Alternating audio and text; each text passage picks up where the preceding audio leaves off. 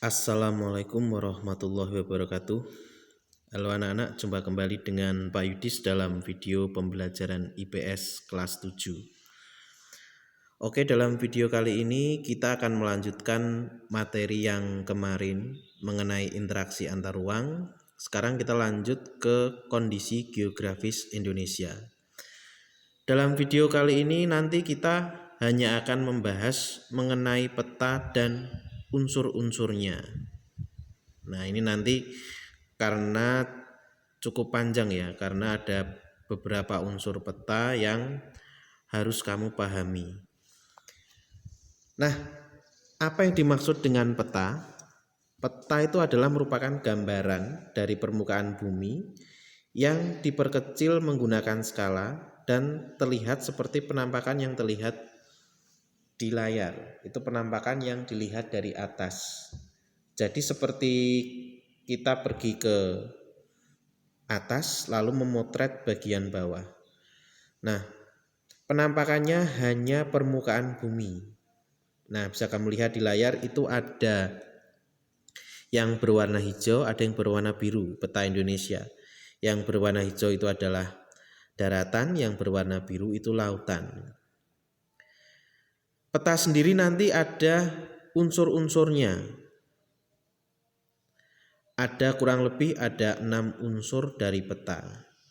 Unsur-unsurnya itu apa saja? Bisa kamu buka buku paket kalian. Silahkan dibuka buku paketnya. Silahkan dibuka buku paket halaman 9. Di situ sudah ada unsur-unsur dari peta. Nah, kita baca sama-sama ya. Sebuah peta terdiri atas beberapa komponen penyusun. Di antaranya ada judul peta, skala peta, orientasi, simbol peta, garis astronomis, insert, legenda, dan sumber peta. Nah, coba kita lihat dari yang unsur pertama. Sambil nanti kamu buka bukunya, dilihat juga di halaman 8 ada peta Indonesia. Nanti juga ketika kita membahas dari gambar peta, kamu langsung lihat ke halaman 8 ya. Coba kita lihat dulu, kita pahami dulu beberapa unsur peta. Yang pertama adalah judul. Judul peta itu menunjukkan isi suatu peta.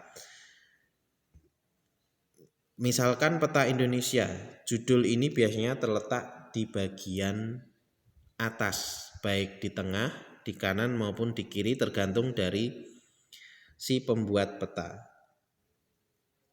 Kemudian yang kedua ada skala. Skala peta adalah ukuran peta. Misalkan skala 1:1 juta, itu berarti objek yang jaraknya 1 cm di peta sama dengan 1 juta cm di jarak sebenarnya. Jadi di kondisi sebenarnya itu 1 juta cm, di peta dibuat menjadi 1 cm dengan skala 1:1 juta. Nah, 1 juta cm itu sama dengan 1 km di lapangan. Nah, bisa kamu pasti sudah hafal ukurannya dari kilometer, hektometer, dekameter, meter, desimeter, sentimeter, milimeter.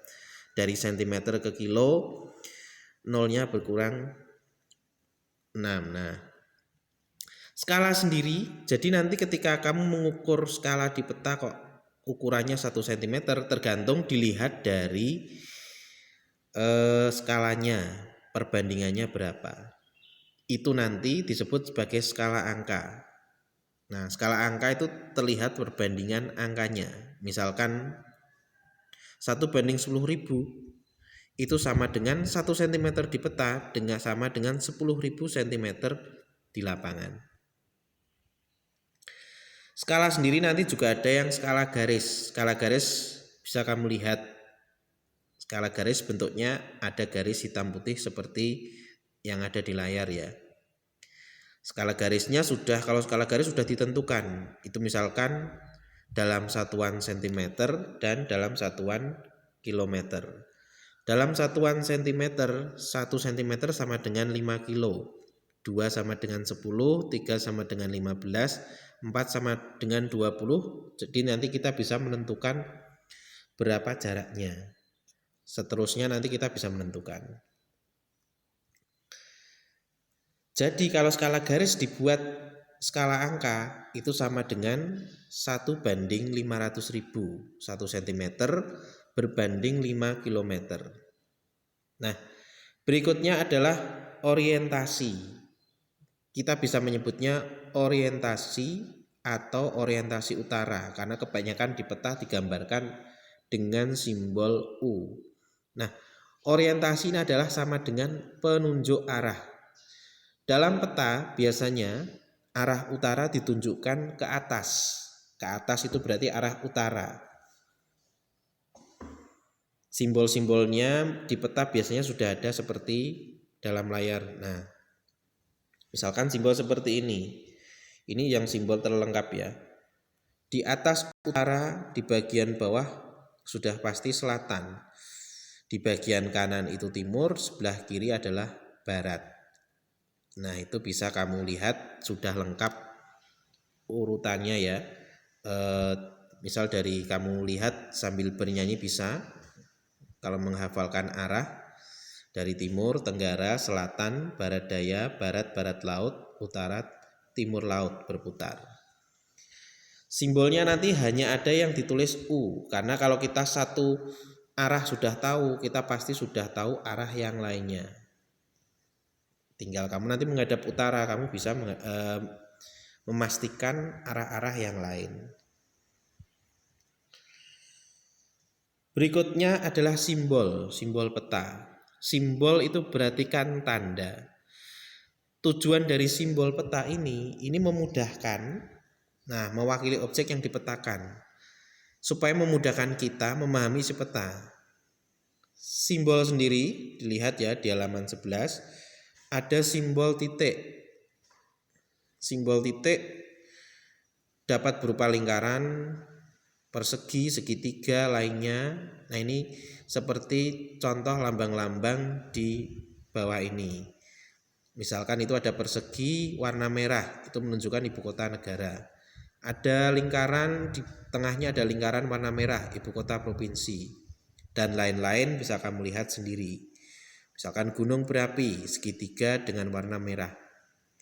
Di peta biasanya nanti simbol-simbol ini akan dimuat di selembar peta tersebut. Jadi nanti kita bisa melihat, oh simbol ini kamu dicocokkan di bagian bawah peta. Selain ada simbol titik, ada simbol garis.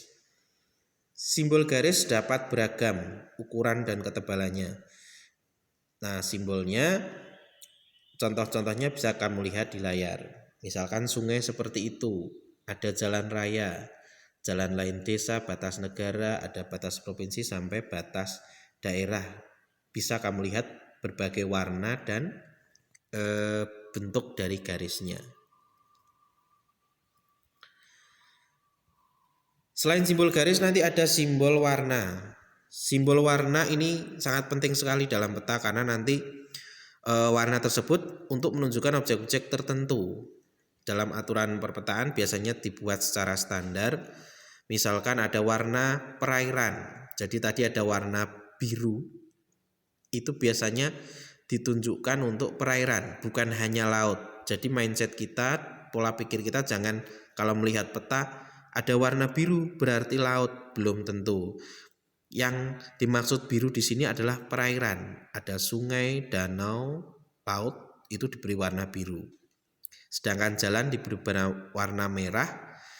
Warna ketinggian dan kedalaman disesuaikan dengan gradasi warnanya. Nah, bisa kamu lihat misalkan. Nah, itu ada kenampakan dari yang bagian kiri adalah daratan, yang bagian kanan adalah lautan. Kenampakannya itu sudah urut.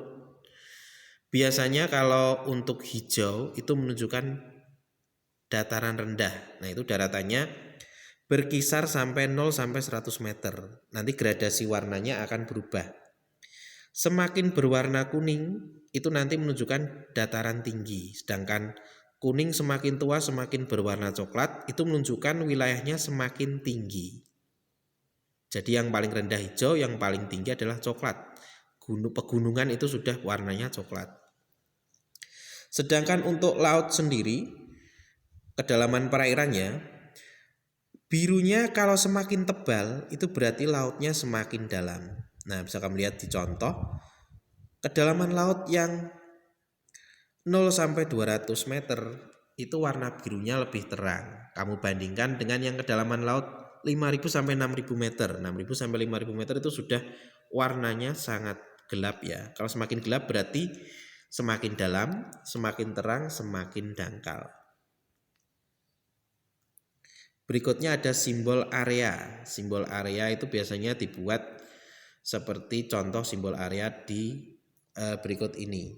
Misalkan ada danau, itu tadi kan warna biru adalah perairan ya. Nah, danau makanya diwarnai biru, bentuknya seperti itu, seperti awan tapi warnanya biru. Lalu ada rawa, rawa itu ditandai dengan objek yang diisi dengan garis putus-putus, itu rawa. Nanti ada sawah, ada formasi batuan kapur, itu bisa kita lihat nanti di peta yang sebenarnya. Yang kelima adalah garis koordinat. Garis koordinat ini garis khayal. Garis khayal itu apa?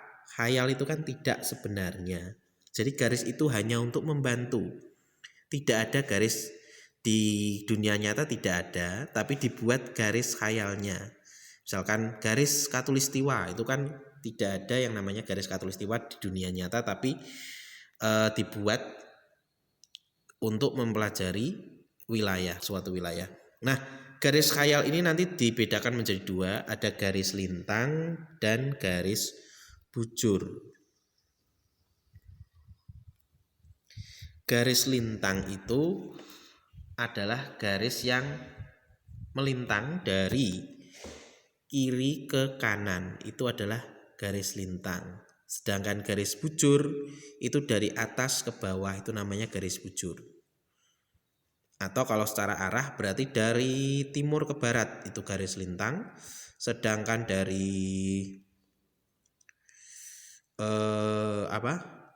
dari utara ke selatan itu garis bujur. Tetapi nanti menghitungnya bujur ini dianggap memisahkan antara daerah di barat dengan di timur, itu garis bujur. Sedangkan garis lintang nanti memisahkan, garis yang memisahkan antara di daerah utara dan daerah selatan. Makanya nanti ada garis lintang, ada lintang utara, lintang selatan. Sedangkan garis bujur ada bujur barat dan bujur timur. Tidak ada lintang timur atau lintang barat. Nah, yang terakhir adalah inset.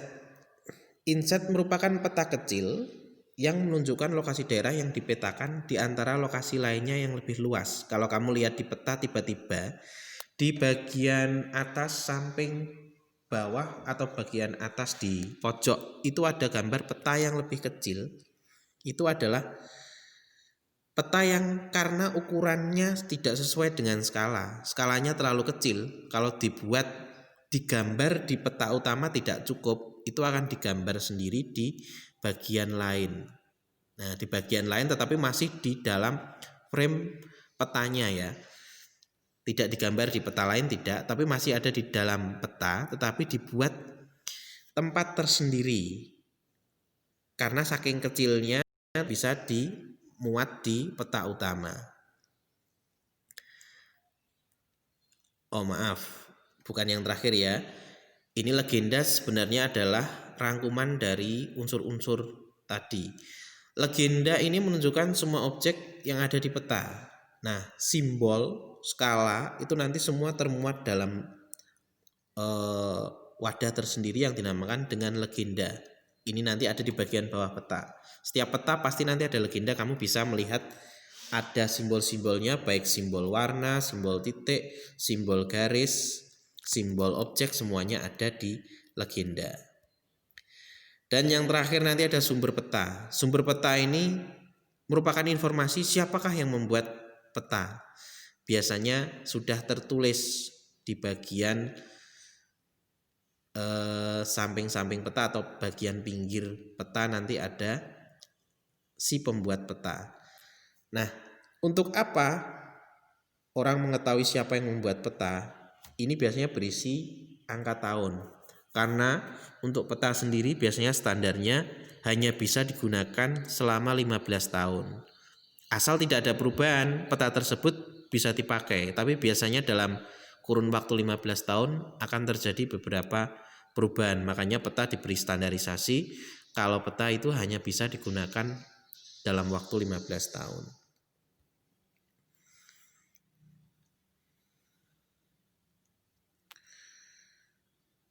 Coba kita lihat di peta secara langsung ya. Ini peta yang mirip dengan di buku kamu. Kita lihat bersama-sama. Dari unsur-unsur peta kita lihat, yang pertama adalah judul. Judulnya kita lihat di sini ada Indonesia judulnya. Nah, ini merupakan judul. Untuk peta ini judulnya ada di bagian atas bagian kiri. Walaupun pada umumnya bagian tengah, dalam peta ini ada di bagian kiri, itu sama saja. Boleh ya. Kemudian unsur berikutnya kita lihat orientasi. Nah, di peta kedua ada orientasi. Orientasi ini ada di gambar berikut ini. Nah, gambar orientasi ada di bagian pojok kanan atas. Kamu lihat ada kode N. N itu north, menunjukkan utara, bahwa utara ada di atas. Itu adalah orientasi. Kita lihat lagi. Berikutnya ada skala. Nah, skala kamu lihat di bagian kiri atas itu ada skalanya. Merupakan tadi skala seperti itu apa? Namanya skala garis. Nah, itu sudah ada di situ. Walaupun kecil, kamu nanti bisa melihat ya. Inset kamu lihat di bagian atas. Nah, bagian kanan atas itu ada inset. Nah, peta kecil yang berada di dalam peta. Kemudian yang berikutnya kita lihat ada legenda. Nah, di peta berikutnya kamu lihat di bagian kanan bawah itu ada tulisan legend. Nah, legend itu adalah legenda dalam bahasa Indonesia, di mana di situ terdapat gambar simbol-simbol peta sudah lengkap. Sedangkan di bagian kiri bawah kamu lihat di situ ada tulisan copyright. Nah, itu adalah tahun pembuatannya 2015. Tahun pembuatannya berarti 2015, masih bisa digunakan sampai tahun 2030. Nah, kalau yang peta berikut ini, itu bagian judul bagian kiri atas kamu lihat ada tahun 2009. Itu buatan tahun 2009. Yang warna kamu lihat warnanya ya, bisa ya.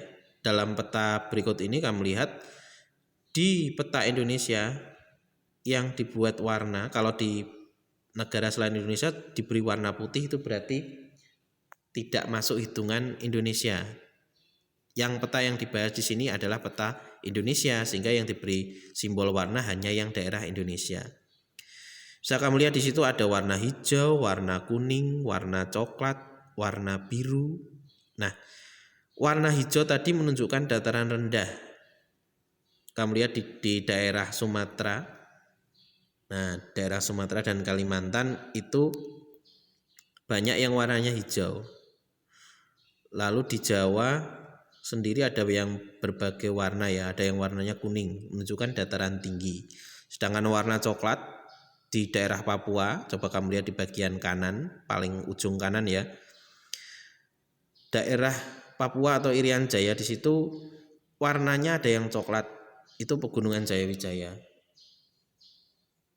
Nah, pegunungan itu warnanya coklat. Sedangkan yang warna dominan biru itu adalah warna lautan atau perairan.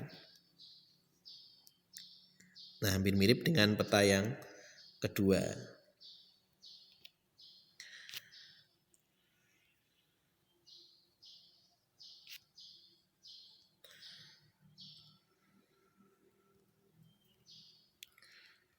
Mungkin untuk kali ini sampai di sini ya. Coba nanti tugas kalian adalah mempelajari kembali unsur-unsur peta tadi apa saja. Nah, coba kamu pelajari kembali unsur-unsurnya, dibaca lagi di buku paket sambil kamu memutar kembali video ini.